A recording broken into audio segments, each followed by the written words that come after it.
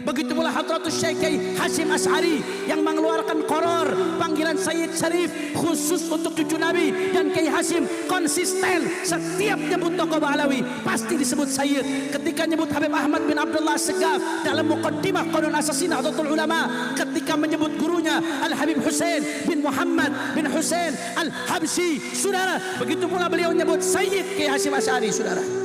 Bismillahirrahmanirrahim. Assalamualaikum warahmatullahi wabarakatuh. Ini ada fakta yang menarik, terungkap dengan jelas bahwa secara tidak langsung Hadratus Syekh Mbah Hasyim Asy'ari mengkafirkan leluhur Ba'alwi Faqih Muqaddam.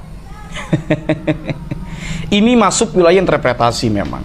Ya, saya katakan Mbah Hasyim Asy'ari mengkafirkan secara tidak langsung, berarti masuk wilayah interpretasi.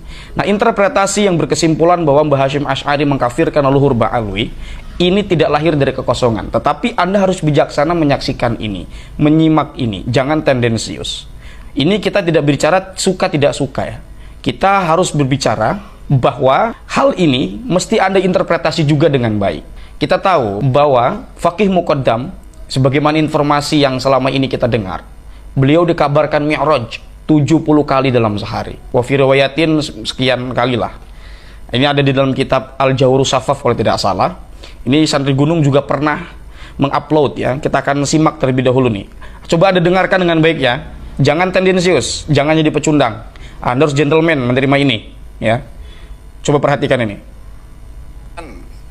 Pengalamannya sendiri, Faqih Muqaddam ini, Muqaddamnya Syekh Muhammad bin Ali atau Faqih Muqaddam, bahwa beliau itu menceritakan pengalamannya sendiri kepada Syekh Sa'ad bahwa Faqih Muqaddam ini urijabi ila sidratil muntaha. Urijabi, artinya apa urijabi itu? Urijabi tidak hanya urijabi saja, tapi ila sidratil muntaha. Nah, ya. Jadi di sini redaksinya jelas ya, menggunakan urijabi ila sidratil muntaha, bahwa kata Faqih Muqaddam itu aku dimi'rajkan ke sidratil muntaha, dinaikkan ke sidratil muntaha. Jadi kalau kita melihat redaksi ini jelas ya, yang dimaksud itu bukan mi'raj dalam artian sholat, tetapi memang mi'raj yang ya sama dialami oleh baginda Nabi. Bahkan di sini sampai diwanti-wanti oleh Syekh Sa'ad, tawaqqaf ya faqih fama hadza illa kalamul anbiya. Ini hanya kalam-kalamnya para nabi. Syekh Faqih Muqaddam ini tidak sepatutnya mengatakan seperti itu.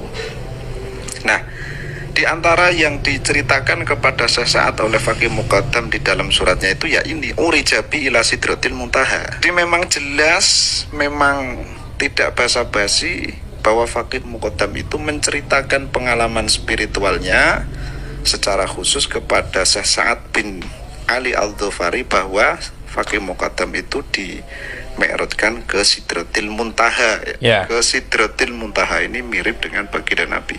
Bahkan tidak hanya sekali, di sini satu riwayat dikatakan 7 kali, dan di satu riwayat dikatakan sebanyak 17 kali, dan di riwayat yang lain dikatakan 70 kali. Ya, bisa Anda simak itu. Itu premis pertama. Ya, premis pertama ya. Premis 2, Mbah Hasyim Asy'ari pernah mengatakan, manidda'a atau man qala annahu urija ila sidratil muntaha faqad kafara. Kurang lebih begitu. Mbah Hasyim Asy'ari mengatakan, barang siapa yang mengaku atau yang berkata bahwa dirinya dimi'rajkan ke sidratul muntaha, maka dia kafir. Jadi kesimpulannya apa? Konklusinya apa, Pak? Anda harus berani mengatakan itu. Jangan jadi pecundang ente. Ya. Ini bukan kebencian, bukan apa, tetapi kita harus terang-terangan bahwa mi'raj 70 kali ini prediksinya Pak urijabi, urija dan mi'rajatakan bi apa kelawan isun ila sidratil muntaha. Sampai ke apa peran Robit Halawiyah sebetulnya untuk masyarakat Indonesia, Ustaz? Ditanya orang itu jawabnya yang enak gitu loh, nggak usah au gitu, katanya Taufik Asegaf hebat, ditanya au, mbok yang tegas gitu loh. Robito Alawiyah itu fungsinya untuk negara Indonesia, kontribusinya ini no. Satu, tak tahu sampai mengerti. Untuk mengakui kemerdekaan ini milik dia. Negara ini miliknya Tarim. Pulau Jawa Nusantara ini miliknya Tarim. Itu iya. Pancasila milik dia, Bung Garuda milik dia, Proklamasi milik dia. Semuanya Indonesia itu miliknya dia. Kita tuh numpang di sini. Walau pada hakikatnya mereka di sini tuh ngungsi numpang cari makan, cari aman dari pengusiran kaum Wahabi di Arab sana. Itu yang benar. Ayo tanya tuh fungsinya apa anak organisasi Robito Alawiyah untuk negara kita itu loh. Nggak ada. Coba mana kalau ada satu pun putra putri kaum balaut yang berprestasi di bidang qiraah MTQ, di bidang sains, di bidang teknologi, mana? Dibilang olahraga, mana? Dibilang musisi, mana? Kati, mauwat makku, nggak pati pentung, nggak enek.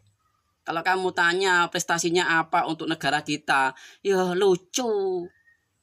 Kalau kamu tanya apa yang sudah kamu perjuangkan untuk kaum Robito Alawiyah ini untuk kamu apa? Siji ngakui kemerdekaan milik dia. Negara Indonesia pintunya Tarim, berarti negara ini milik Aulia Tarim, itu benar. Tuh. Ya. Oh mereka tuh bisanya ngakui kok. Mereka tuh nggak punya budaya. Karena mereka bingung cari budaya. Indonesia itu sudah hebat ya.